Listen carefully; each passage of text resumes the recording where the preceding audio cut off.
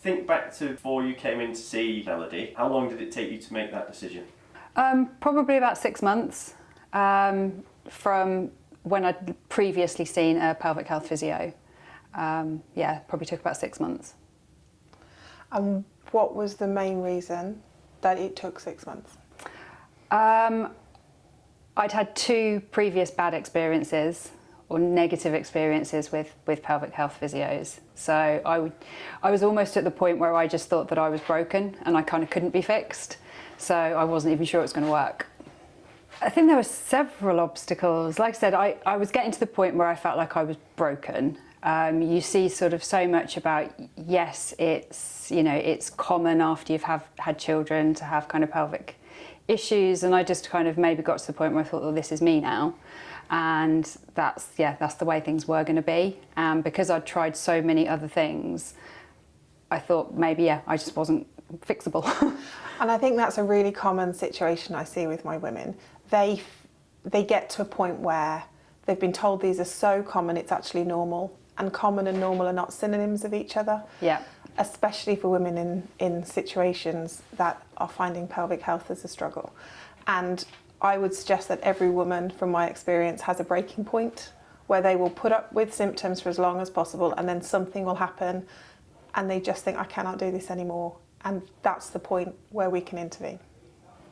Yeah, when I first saw a pelvic health physio sort of 6 years ago, I think that was potentially my breaking point. I'd kind of got back into exercise, I'd started running again. I remember I attempted my first park run and didn't even make it around the first corner and ran home. And then sort of thought, oh, this is it now. And from that point, I tried the first pelvic health physio, had a extremely bad experience, and then I didn't do anything with another pelvic health physio for sort of 5-6 years. I tried devices and online courses and everything at home, and nothing was getting better. That's how I kind of ended up thinking that maybe this is just how it is now. It had got better because I was doing sort of various exercises, but I couldn't run. There were certain exercises that I was then able to do. I train probably 5 times a week, so I'd kind of learned how to kind of manage it around the training I was doing, but everything had to be kind of really meticulously planned in what I could drink before a training session, what I could drink for a competition, what I wore, on an event like maybe something like NFG where there was like 4 workouts throughout the day. It's like, right, which ones are going to cause me a problem? How many outfit changes do I need? How visible is everything going to be to other people? So I didn't want it to ever stop me or hold me back from doing those things, but spontaneity it took a lot of planning. And I think in terms of my training, it's held me back as well, because I don't feel like I ever was able to push or run faster just for the fear of, what was going to happen. Yeah. Before I'd seen a pelvic health physio at all, I knew absolutely nothing about pelvic health, I must admit, yeah. I think one of the things with pelvic health is it's a very specialist area. And often the longevity of the clinician in their field is indicative of how emotionally involved they become with their patients. We encourage patients to see pelvic health physios who are accredited and fully accredited. There are a lot of people out there who are starting on their journey, and sometimes they just don't have the personable skills yet to realise that whilst this is a physical problem, the issue becomes more psychological. Yeah, when I first saw a pelvic health physio, it was a referral from another physio at the clinic who was sort of treating a hip problem, and I think you need to see so-and-so, but none of that process was explained. Nothing that was going to happen was sort of ever explained. So I think that's kind of what you're alluding to there is, fresh out of kind of college or uni maybe, and, straight into it with no kind of real world experience. Yes. Really get to know your own body and your own symptoms. I was having symptoms, things that were happening that were kind of unrelated, or I thought were unrelated, but I grind my teeth a lot, I hold a lot of tension in my jaw, I started doing a lot of reading about sort of pelvic health, and then when I realised the connection between my jaw and my pelvic floor, so much more started to click for me. And I think when I first came to see Melody, I kind of had this long list of backstory, and I was like, right, we're going to go back a long time, but I just told you everything. And I think that was the key, was piecing it all together. And I think from that point you were like, then I know exactly where we need to start.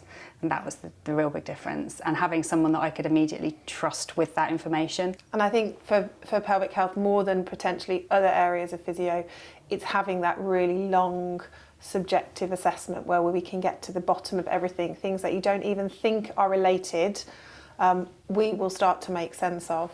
And then we ask a lot of questions that might seem quite intrusive. Obviously everything is incredibly confidential, but we can pinpoint things the more detailed those questions are, and then actually the process of healing can be much quicker than you anticipated. Mine was incredibly quick. I think I only saw you four times. 4 times, yeah. Which it was just quite amazing, really. And yeah, the way you kind of like pieced everything together, and actually my problem wasn't that I was lazy and that I wasn't doing the exercises correctly. It was actually, if we didn't fix those two kind of major things, then it was never going to get better. So I could have done all of the Kegels in the world, and I'd have never seen an improvement. So it stopped me from feeling like I was broken and doing something wrong. And yeah, just, it was incredible. For me, just have that first consultation. Like, you've got absolutely nothing to lose. You know, like I've said, you know, sorry Melody, but you know, Melody cried along with me in my first session. Like, it all came out. You know, there was so much empathy, and I knew straight away before you even laid a finger on me that you were going to look after me. Sorry. That's okay. I think it's not important that as healthcare professionals we've been through what patients have been through, but I have had 4 kids. 3 of them were 10 pounds. I had to fix myself.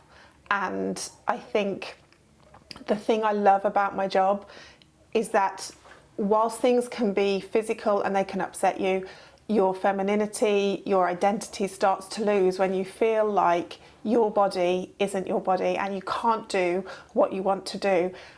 And yet pelvic health physios can restore all of that, and we can restore it quickly if you'll work with us and you'll open up to us. And you can carry on your life, and in the nicest way, we hope we don't have to see you again.